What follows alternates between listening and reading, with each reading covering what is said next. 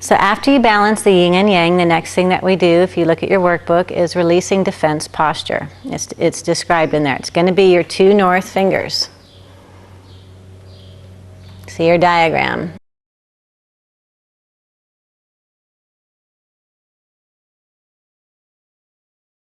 If you use a south finger on the northern hemisphere, the horse might move away from you because it's uncomfortable.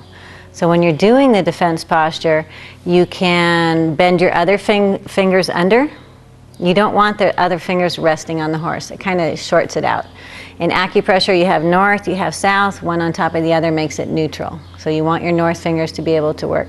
Don't use your neck and shoulder muscles to hold up. You can get close to the horse. You can lean your hand and arm on a horse. You don't want anyone else touching the horse at the same time.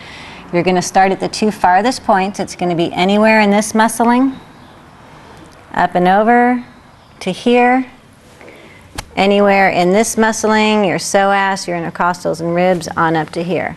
Your hands are not going to cross the wither area. So one hand is going to be clearing any points in here.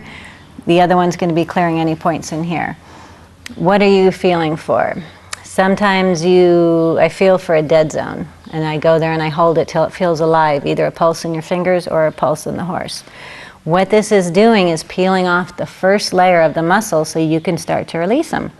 So if you're done in 3 minutes, that's too soon. You should spend at least 8 to 10 minutes per side per horse, unless you have a Frisian or a really big horse, and it would be longer, versus a pony might be a little bit shorter.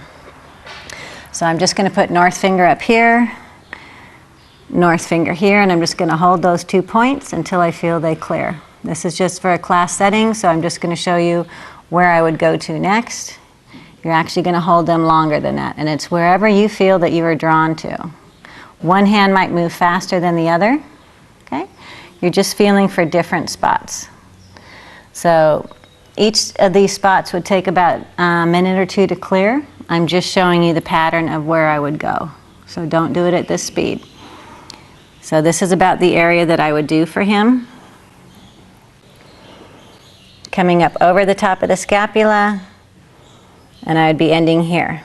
But that would take about 8 to 10 minutes. After you've done the defense posture on one side, do the bladder meridian sweep, see your diagram.